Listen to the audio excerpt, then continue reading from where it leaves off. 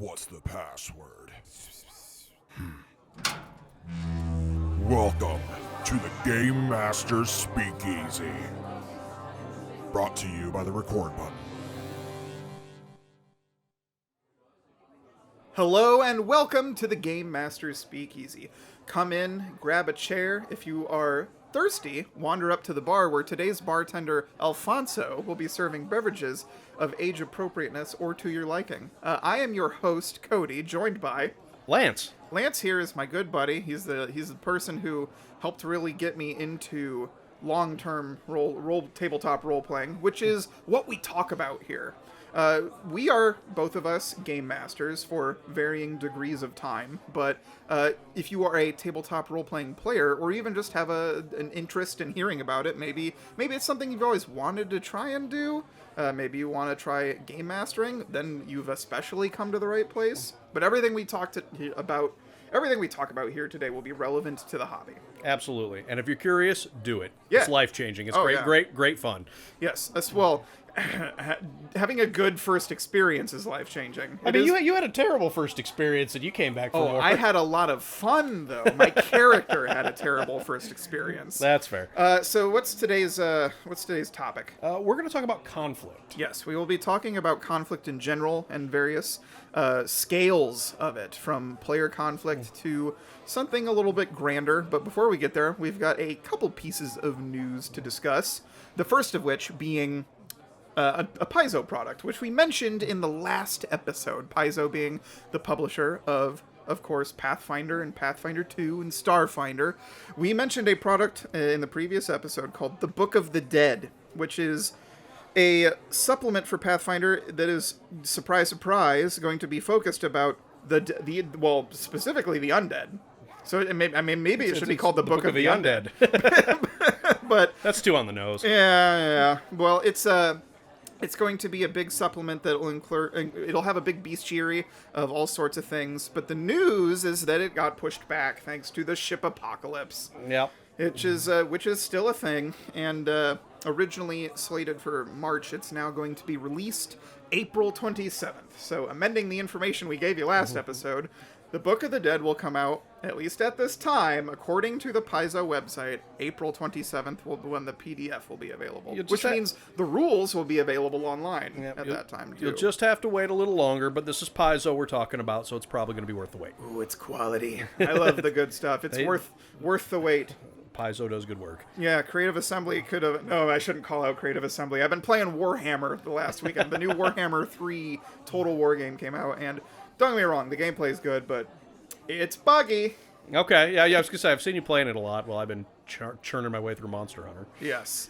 All right, what else we got? News related is... Well, so those of you that have been listening to the previous episodes know we have been playing a game called Lancer, which is a mech-focused RPG, where you guys have been playing mercenaries. And robots. Yeah. Big robots. Giant fighting robots, which I am a fan of. But we've given that system a try. We've tested it out. We could probably talk about it for a whole episode sometime in the future. But for now, we are looking at running another type of sci-fi game, very much inspired by like Cowboy Bebop or Firefly, where you've got a starship and a crew just trying to make it in the universe out there. I'm looking forward to that. Yes, that is an itch that we have been wanting to scratch for some time. Didn't go see a doctor about it, but I will be your doctor now. Ointment. Get the ointment. We've done a couple sessions of a military-style Stars Without Number game, which is inspired by... if you look and you read the rules for things like Stars Without Number, the Cepheus engine, and Traveler, they're pretty much all... They all have working parts that can interlock with one another. Traveler came out in, I think it was the early 80s or something like that. And even though I don't think it's said in an official interview, there's enough speculation and other things that I found online that Traveler is the reason the show Firefly exists. Oh, okay. Right? That's kind of cool. That's where Joss Whedon got the idea. Supposedly, allegedly. Allegedly, that's where those ideas came from. And then I went and rewatched Firefly, and the pilot says, "Hang on, travelers," but in the first episode. So Traveler is the reason that Firefly exists, and Fox is the reason that it got killed after one season. Oh, jeez. Bring it back. All right. I think it's dead, man. I think it's dead. The news related to travel. Oh, man, I wish it was. No, sorry, I could talk about that for a while, but let's not. Let's talk about Traveler and the news related to it, which is they just put out a pre-order. So you can pre-order the physical boxed set, but there is a PDF available now for running like a mercenary game. I should say that this is for second edition Traveler by Mongoose Publishing. There have been other editions by other companies, not unlike how some games change hands occasionally. Yeah. Look at Shadowrun. Oh yeah. I think it started with FISA. It ended up in Catalyst's hands. Catalyst still have it? I think Catalyst. I honestly don't remember. Yeah, I don't remember. I think they do. I could be totally wrong. Yeah, I mean, I think that they had fourth. What are they up to? The sixth world now? So sixth edition? Well, sixth edition. I mean, the sixth world's always been the setting, but this is, sixth edition is the newest one. I haven't played that one yet. Yeah. So that might be another one worth looking into. But first, we're gonna play Traveler. If you want to run and be in charge of like a mercenary company in a sci-fi setting, a very hard. Well, not. It's not hard sci-fi. It's realistic in its depiction. Unlike Stars Without Number, there's no levels or hit points. It is a skill-based, non-class-based system. So that's actually what I've been doing. We'll talk more about it in the recent happenings. That's what I've been up to, is reading Traveler and reading Call of Cthulhu. Well, and you were telling me earlier, Traveler and a lot of those sci-fi systems at the time were all built on pretty similar architecture. Yes. So they're kind of modular. Like, yes. You can take bits and pieces from Stars Without Numbers and apply them into a Traveler game, and the conversion is... vice versa. Or vice versa. Yeah. I mean, the conversion is not terribly difficult. No, because they all use 2d6. And all the target numbers are very similar. You even see the similar language for describing checks in various games. The numbers all look pretty similar. It's just that you can tell why and how some people might have branched out, but then you can pick and choose from the various systems what to include. See, and I kind of like that idea, because then if Traveler's setting by itself is lacking something that you would want for a sci-fi setting, you might be able to pick it up somewhere else and not have to break your back trying to convert everything over. I like a modular game. Yeah. It's a fun game for an active game master who has the time to do prep work. Yeah. So if you want to run a mercenary game, go check out that product. I don't think we're going to be running a mercenary game, though, right? We will not be. We're going to, like I said, Firefly, the starship and crew, Yeah. Ragtag bunch trying to make it through the galaxy. I'm into it. Yeah, that is what we're going to be going for. So before I go on more about that, why don't you have a chance to talk and tell me what you've been doing lately for tabletop games? Well, let's see. This last session, we continued our very long-term game that started out in 5e and was just recently converted over to Pathfinder 2. I am warming up to my Warlock a little bit as I'm learning the abilities more and more. That's good. I'm looking forward to using, I knew there would be growing pains, but I wanted to go at least... I wanted to go at least 5 or 6 sessions before someone switched characters. Yeah. To allow people to try and get comfortable first. We've only had 2 combats. But anyway, keep going. On the subject of switching characters, Yeah, and relevant to today's topic, our particular group, we were sailing to meet with a pirate queen who was in opposition to this other pirate, who was the local antagonist. who was basically the local antagonist to the campaign. You're doing an enemy of my enemy is my friend type of situation. And while we were on our way there, we bumped into some shallows and a Hydra. Okay, no big deal. Honestly, we're pretty high level, and that Hydra was not a particularly challenging foe. I didn't even get to go. No, yeah. There was 2 or 3 people before me, and that Hydra was donezo. You guys rolled initiative, but it was more of a story encounter. Yeah, and so our ranger and our inventor went venturing into the nearby cave and found a clutch of eggs belonging to the aforementioned Hydra. Yep. They destroyed all the eggs but one, and the inventor decided that he wanted to keep one as a pet. And this is where the fireworks started. Yes. So he brings this egg back to the ship. We're all on there. And the wizard immediately deems keeping a pet Hydra as too dangerous and without provocation, immediately hits this thing with a magic missile. Yes, just Deliberately picking the magic missile as the spell, knowing that it literally cannot miss as far as spells go, and there would be no way for the inventor to stop this egg from getting ripped open. yes. That started a bit of a player conflict, or not player conflict, character conflict. And before anyone at home comes at me saying that you can't use that, the target says a creature. That's not how I run things. No, I mean, I've been trying to be a little bit more loose with magic targets and less gamey about it. An egg is a creature; it's just an enclosed creature. Yeah, okay. The point is, I'm trying to be more narratively open. Well, I mean, narratively, there's no reason he shouldn't be able to magic missile the egg. Right. I mean, you would just be. And I actually thought about it in the moment. It's like, would I let him cast it on other objects if he wanted? Sure, I would. Mm-hmm. Yep. I mean, it's force damage. It's not like it's, damage that wouldn't affect it.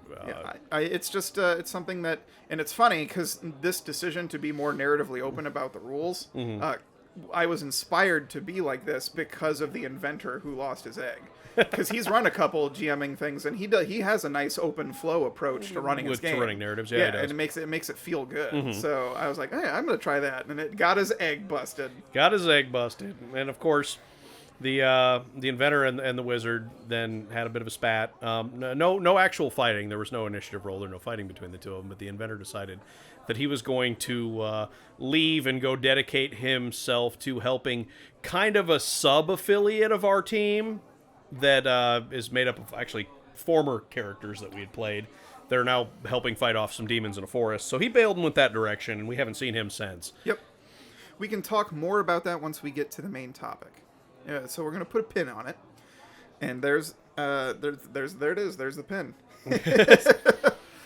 My recent happenings include just reading through rules. Running that session that you just talked about, but then reading through rules of Traveler and Call of Cthulhu and prepping to possibly try out these systems very soon. Also the One Ring, which we're going to try, not this Wednesday, but the next Wednesday. A lot of irons in the fire right now. Yes. Well, I mean, running this podcast has given us a very good excuse to actually try these systems. That's that true. I've been collecting. We can give you guys some indication of what we're working on, and might help you inspire you guys to pick a system to play on, especially if you're not playing an active game right now, and you don't know what you'd like to play. Well, you into sci-fi? Stand by and wait for when we start talking about our sci-fi campaigns. Or if you're into fantasy, or if you're just a really big fan of Lord of the Rings, well, we got a One Ring coming up. So be prepared for episodes in the future that will be focused entirely on a system. System, yeah, for sure. All right. So in the meantime, what are we drinking today? Oh, you brought a pretty interesting. I did. Beer. I like it. It's good. Before you even say it, I want to say that I do like it. Well, this is called the Disco Infiltrator. It is made by Lark Brewing. That's one of our locals. It's 12% by volume. It's also a very limited run. I don't even know if they're still making it. I know they still have bottles of it that they're selling, but I mean, this was like a $25 bottle of beer. Oh God! Which yeah, it's one of those. It's about 2 pints worth if you're looking for. It's one of those big fancy ones. Yep. It even had what is that? Blue wax. Yep. That was on top of it. They sealed the bottle with blue wax. It's an imperial stout. It's aged in rye willet barrels. It's got a lot of kind of cocoa flavors to it, a little bit of vanilla. I'm not good at analyzing the flavors. Why don't you break down the flavor profile a little bit? I mean, there's some lactose in it, vanilla, and like cocoa, like the chocolate coffee flavors that you will typically get with an imperial stout. It's a good one. I've had it before, but I mean, we were at the brewery a week or two ago, and I decided I was going to buy a bottle of it for the recording. So I would describe it as very creamy. Mm-hmm. It's very smooth and creamy. That's the lactose. I mean, that's what you want to get out of a stout. But like this one in particular, out of all the stouts that I've had, I can see why it's a 20. You got what you paid for. I got what I paid for. Yeah, I do not regret the cost, but it is pretty high octane at 12%. So thank you, Alfonso. You got to watch out for that. All right, so on to the main topic, which as you have prefaced here in the recent experiences, is conflict in general. But we're also starting with player conflict, or even better, technically character conflict. Right? So you had this situation where the inventor wants this egg, and the wizard said no.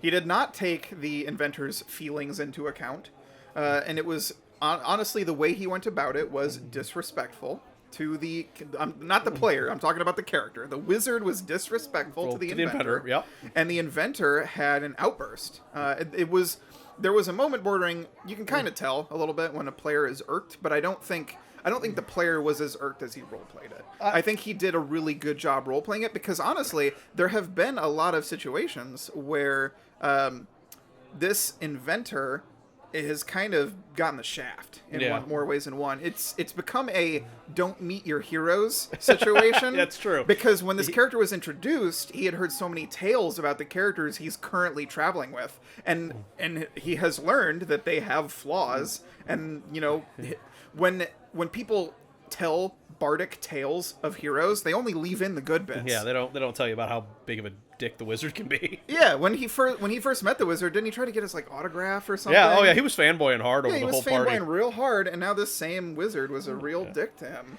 Let's see, and my warlock completely ambivalent to the whole situation because my first thought was, well, when it hatches and attacks him, I guess we'll have to kill it. Yeah, we'll have to put it down. Yeah, well, whatever. All 5 heads of it. As a matter of fact, my warlock excused himself shortly into this conflict. I'm going down into the hold of the ship. This doesn't seem like an Aram problem at all. We have talked before about player conflict and character conflict and the difference between them.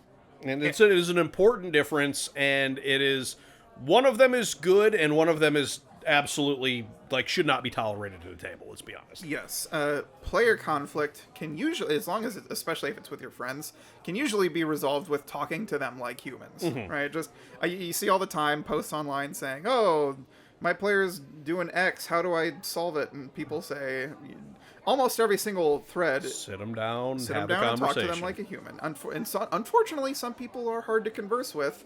If it reaches that point, then maybe they are not a good fit for your table. But at least you tried to talk to them like a human. More importantly, character conflict can be incredibly dramatic and fun. It can spur excellent role playing because the inventor had this powerful outburst and he pointed fingers around the party, exclaiming valiantly, defending his position that he doesn't get any respect, like a certain Mr. Dangerfield. I was gonna make a joke there, but you beat me to it. And then because in those situations where there's conflict, it's usually going to be a situation. There's pretty much 3 outcomes. Broad outcomes. Either they're going to talk it through and work it out, or they're going to butt heads either verbally or physically, or one of them's going to leave and cool off. And that's what he did. Yeah. And he left so hard he's going to fly across the ocean, apparently, because I actually had both of those players message me about the situation.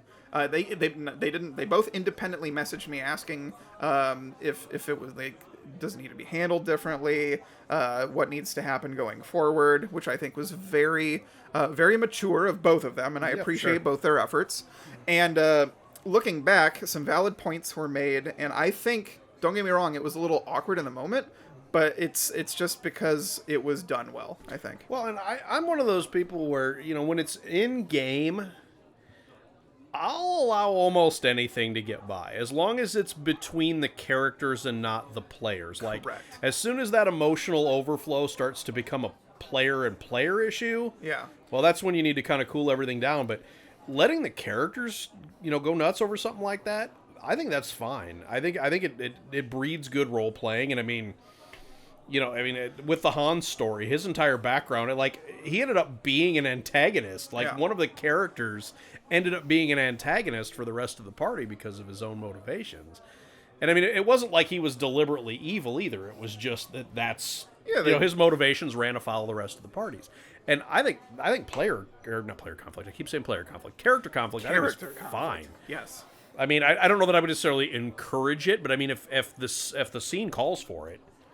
It's a situation where it should come naturally. Yeah, if it occurs and if character conflict has arrived naturally and your players are role playing through it, don't feel the need to stop it. You might be aware and try to teach yourself what is and isn't player or character conflict.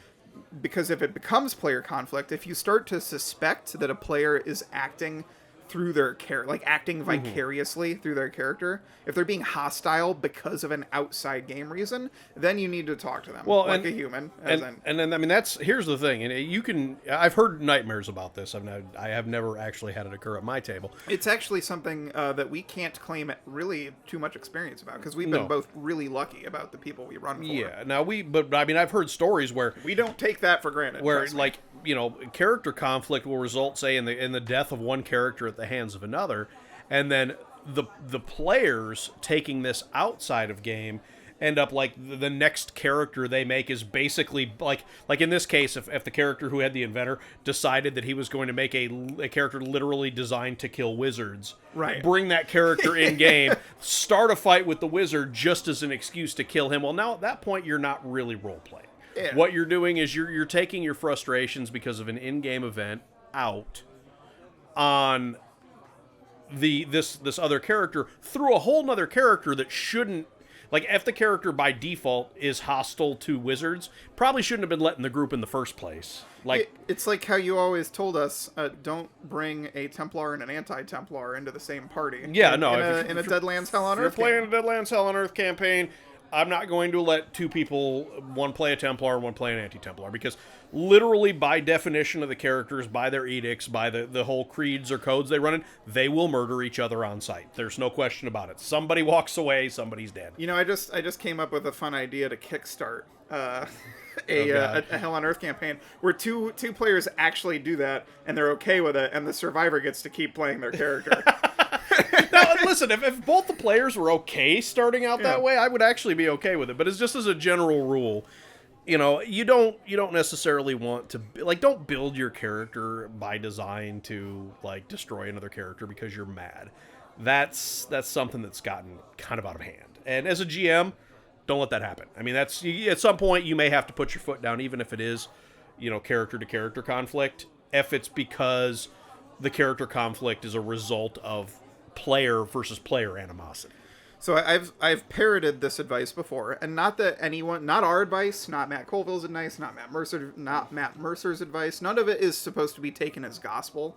However, there is one thing from Colville that, as a writer, I have learned from him that has been very valuable. All this conflict that we've been talking about, what does it help create? Drama.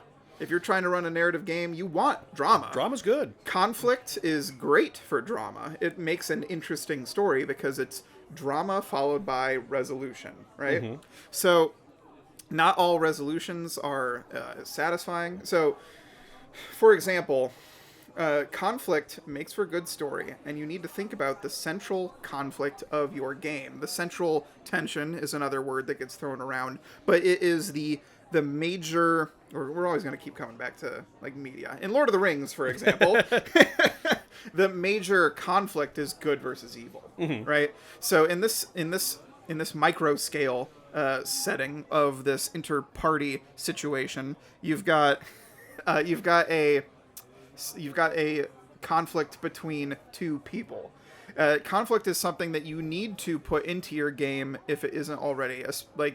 That is how you run a story, because there is a problem. A problem is usually some sort of conflict between between two forces, between two ideologies, between multiple parties maybe, and it's usually, as a group, the player characters seeking to resolve some sort of conflict.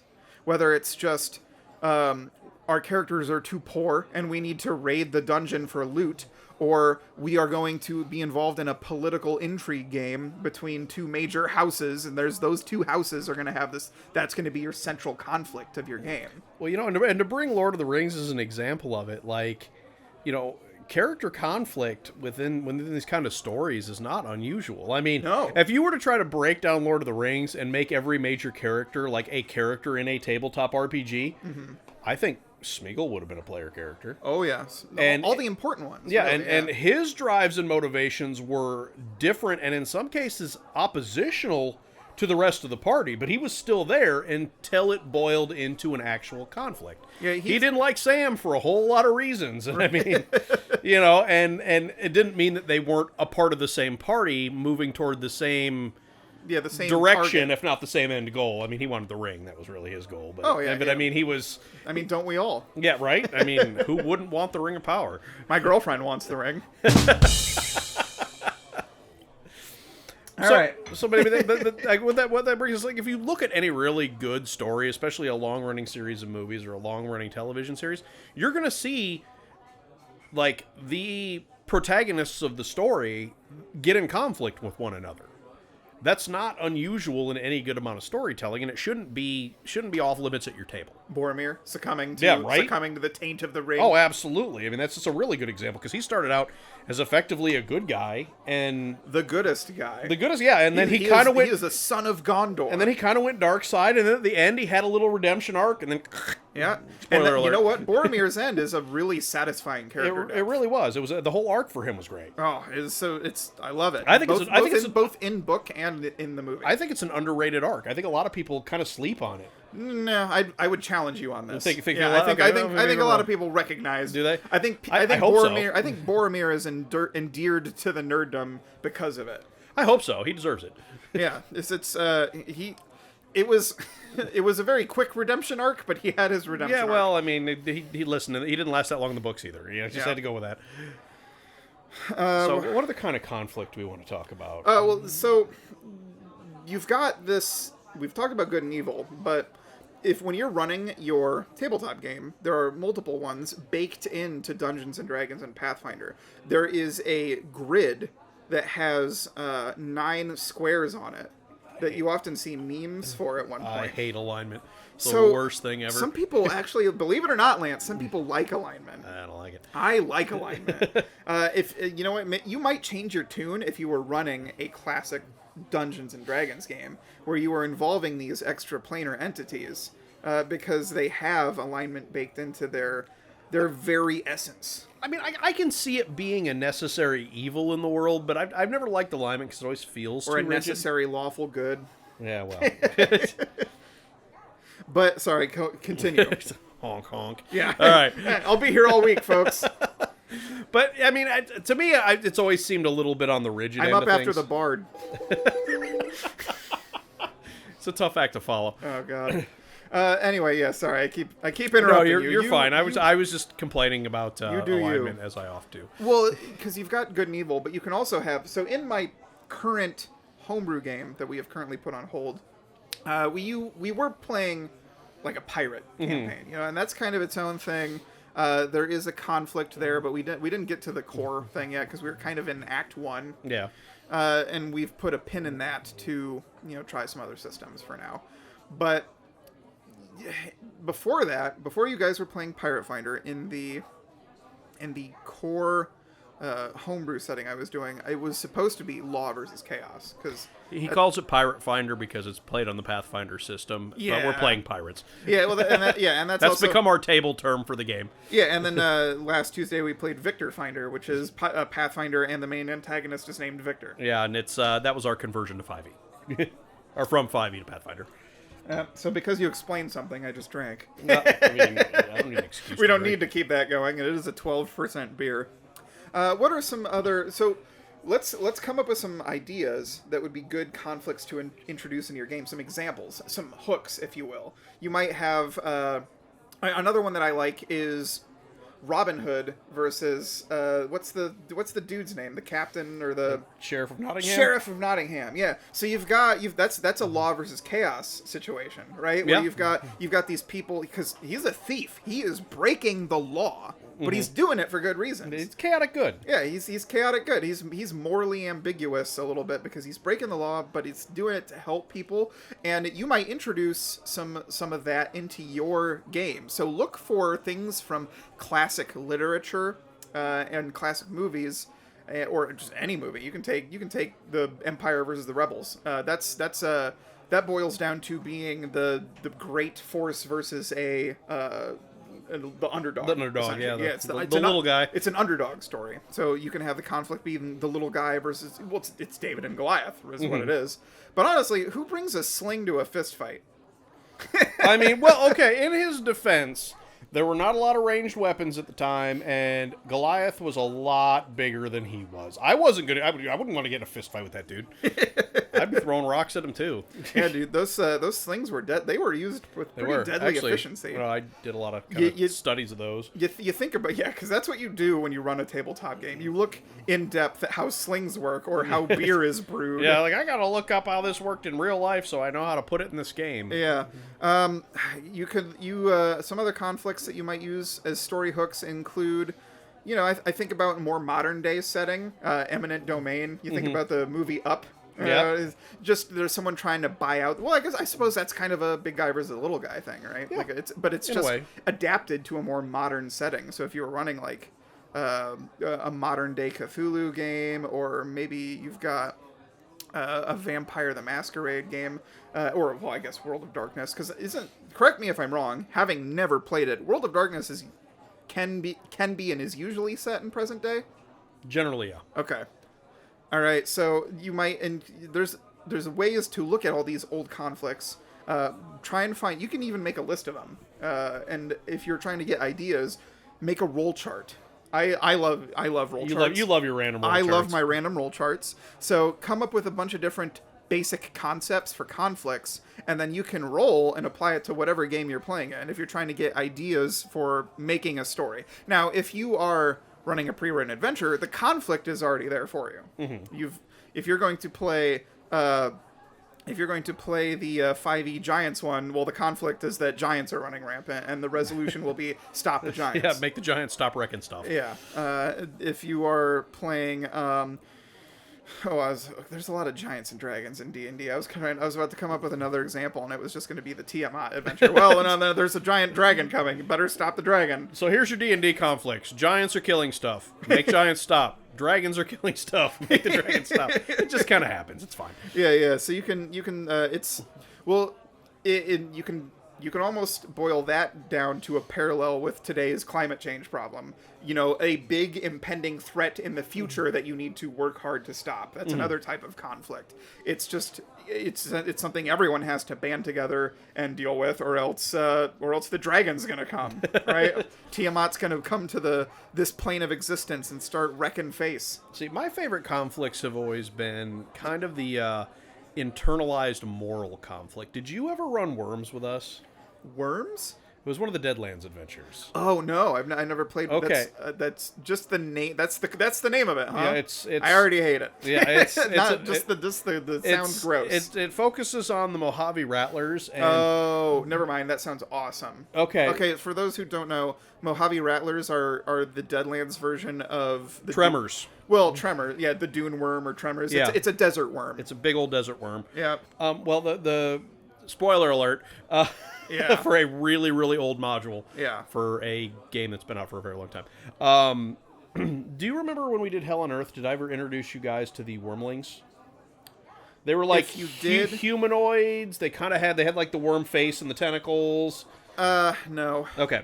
I don't think so. Well, no. The Adventure Worms was kind of a Deadlands precursor to those horrible creatures coming into existence. Gross. There was so it's basically like the story of how they came into being. Kind of, yeah. Kind of, okay.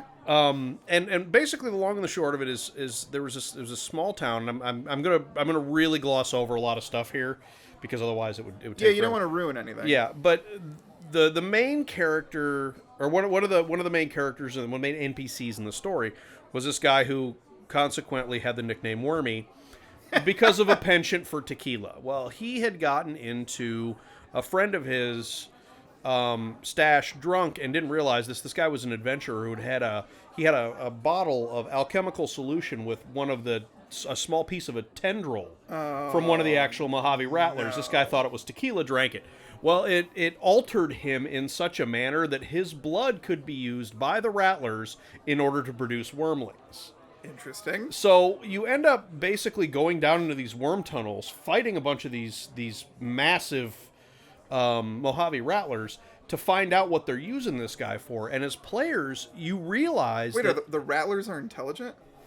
Oh no! Spoiler alert. Yeah, well, you did say spoiler. I alert. did. Yeah. So yeah, no, they're not stupid. we'll have to timestamp that, and just in case anyone wants to run this adventure, well, you could use this adventure and port it to the new Deadlands version. You could. Yeah. You have to do some tinkering. So by the end of the adventure, you've saved most of the townspeople, because what they were, the Rattlers were doing, kidnapping the townspeople, siphoning out Wormy's blood and injecting it into them and turning them into wormlings. So now, as a party at the end of it, you've saved them and Wormy, and you have to ask yourself: is it worth letting Wormy possibly get taken by the Rattlers again, or just putting? Wormy So I think down? the last party they did it, they killed him.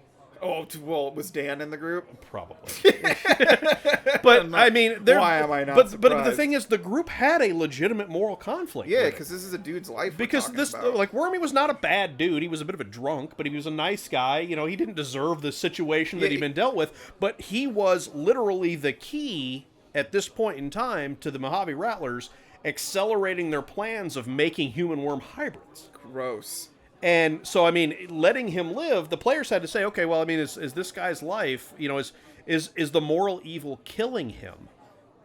Or is the moral evil letting him live? The greater good. Yeah, with the possibility that he will end up ushering in this new wave of new horrifying monsters. And then there's wormlings in Hell on Earth, so I guess I know what the canon answer is. Well, I don't know if they might have managed to do it again later, because the Right. thing is, like, I think they never really specify what the canon answer is, but my assumption was because wormlings are not really big in the canon until way later in the time frame. Okay. So I don't think Wormy ended up being the problem, but I mean, like, as a player, you know, you got to ask yourself, the conflict is, Well, there you go. am I willing to do this bad thing for the greater good, or is this bad thing a bad enough thing that I won't do it and let the cosmos sort it out as it does? Moral conflict. Yeah, that's moral conflict is my favorite. Renegade choice. You still need to play Mass Effect. I started it actually. Yeah. I got the new version, or the remastered version of it. Nice. So that's another good example, actually. Mass Effect is another has a conflict in which a giant enemy force is going to wipe out all Earth, and you have to work to stop it. So whether you are applying things at the small micro scale of just between two party members, or you're thinking about the macro scale of your campaign or adventure or whatever you are crafting, you need to think about what the conflicts, the primary conflict is, and how you can work that as a theme throughout the entire campaign. Because it's going to ultimately result in a much more satisfying product. It'll feel like a project that's more cohesive and glued together. Do you agree? Yeah, oh, absolutely. Okay. Because if you just have a bunch of if you go back and forth a lot with the same group of characters, you can do that. It really depends on what you are trying to get out of your game. If you want a full, like, if you're trying to write an arc that you might eventually novelize, you want to run your campaign with themes and motifs, which are things you learn in, like, high school. Basic English classes. Yeah, and stuff English like class, English literature in high school will teach you things about themes and motifs. And one of the wonderful things today is if you, for some reason, didn't take that class and still managed to pass, you can go learn about these things online. Yeah, I didn't pay a lot of attention in high school, if that's not obvious at this point. Another good another good source of inspiration is, like, go through and read the lesser known Shakespearean works. That's a good idea. Yeah, I like to for a lot of Pirate Finder, I'm borrowing names and ideas from, like, Tempest and Othello, and secretly now you know now, but and the rest of our party will know when this airs because most of them are listening. Yeah, but still, they'll be on the lookout maybe for them. But you work these inspirations in the same way that you can steal things from other works. Steal conflicts. Steal the ideas of the tension and conflict, because if you want to have a narrative-focused game, you want drama, which is conflict and followed by resolution. Oh, for sure. I think that's all I have to say on that topic. Really. Yeah, no, I think so. And don't forget, if there's player conflict, just talk to them like humans. You know, there's no special thing you need to do. There's no trick to it. Yep. You just have to Take a deep breath. Understand that sometimes talking to people can be anxiety-inducing. It is. I get that too. Pull them aside after the session, or if you think they need time to cool down, wait a day or two and give them a phone call, shoot them a text message, whatever you need to do, or pull them aside before the next game session, whatever you need to do. But yeah, because let's face it, I mean, we're all there to play and we're all there to have fun, and sometimes when that gets interrupted by behavior, sometimes people just need to have it explained to them that what they're doing is not helping the rest of the group. It's not making it better for everybody.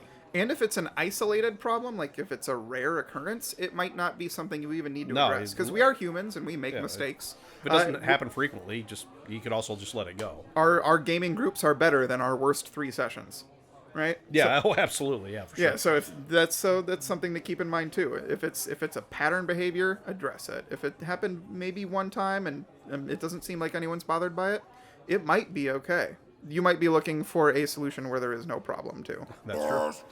With that said, I think that we are going to wrap it up. It's almost speakeasy closing time. Alfonso is calling for last call, so get your last drinks in. I have been Cody. And this has been Lance, who's currently taking a drink. Sorry, and I'm Lance in my glass of beer. And we have been your hosts here at the Game Master Speakeasy. If you want to see more of us, if you want to listen to us on other platforms or recommend us to your nerd friends or your non-nerd friends who you might want to get them into this wonderful hobby of ours. Everybody's got a little nerd in them. That's right. Everyone likes a little bit of Star Wars or Lord of the Rings from time to time, and with tabletop games, your friends and you can live it.